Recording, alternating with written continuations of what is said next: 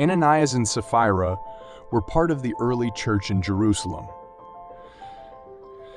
In the early days of the church, many believers who were more well-off sold their properties and donated the money to support the church. Because of this generosity, the poorer members of the church did not suffer from lack. Acts of the Apostles 4:32-35.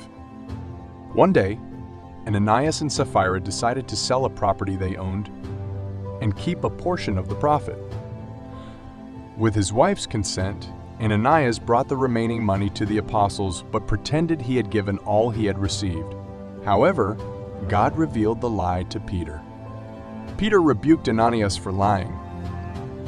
The money was his, and he could have done anything with it. Ananias was not obligated to give all the money to the church. He didn't need to lie.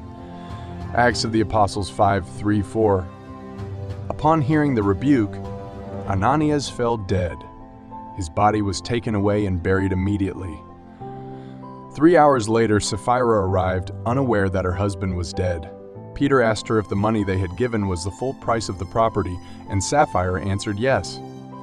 Peter rebuked Sapphire for lying with her husband and informed her that Ananias was dead. Peter told Sapphire that the same people who had just buried her husband would also bury her. At that moment, Sapphire also fell dead. Because of this event, everyone became greatly fearful of God. Acts of the Apostles 5:9-11. Ananias and Sapphire were punished so severely because their sin was very serious. It wasn't just a lie.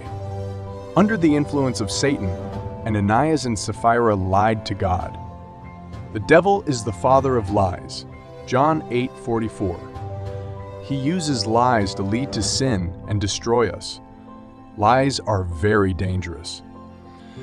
Jesus came to set us free through the truth. Jesus came to set us free through the truth.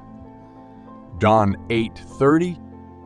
Ananias and Sapphire wanted to deceive God's people. But they were in fact lying to God. The Bible says that whoever does something against God's people does it against God's people, does it against God, Matthew 25:40.